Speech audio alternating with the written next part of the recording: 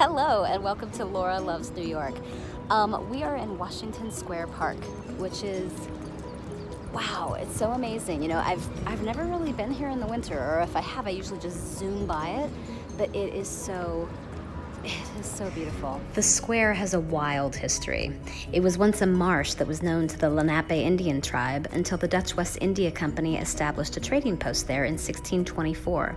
In the next 100 years, it was used for farmland, became a mass grave site. It was even used for public executions up until 1797. Luckily, the square got a makeover in 1826 when the city held a big parade to celebrate George Washington and the 50th anniversary of the Declaration of Independence. City officials wanted to honor George Washington with a monument, but that didn't happen until 1889 when architect Stanford White built a large wooden arch to honor Washington's 100th anniversary as president. It was such a hit that the city asked him to make it permanent, so White made it marble, basing it off of the Arc de Triomphe in Paris. The arch has been featured in many movies and TV shows and was recently featured in The Marvelous Mrs. Maisel, in which the women of 1958 rallied around the park to keep it traffic-free. And this was the last car that was allowed through.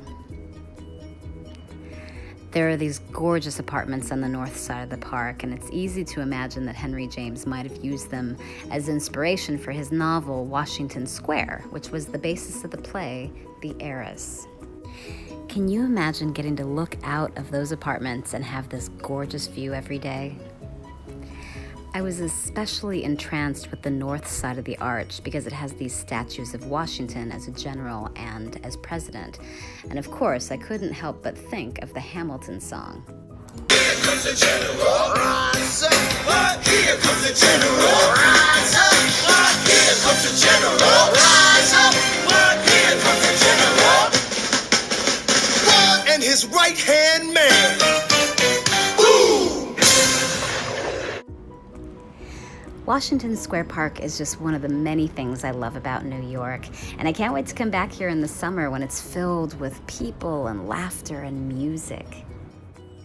If there's anywhere you'd like to see in New York City, you can drop me an email at lauralovesnewyork2@gmail.com, and I'd be happy to include it in my travels.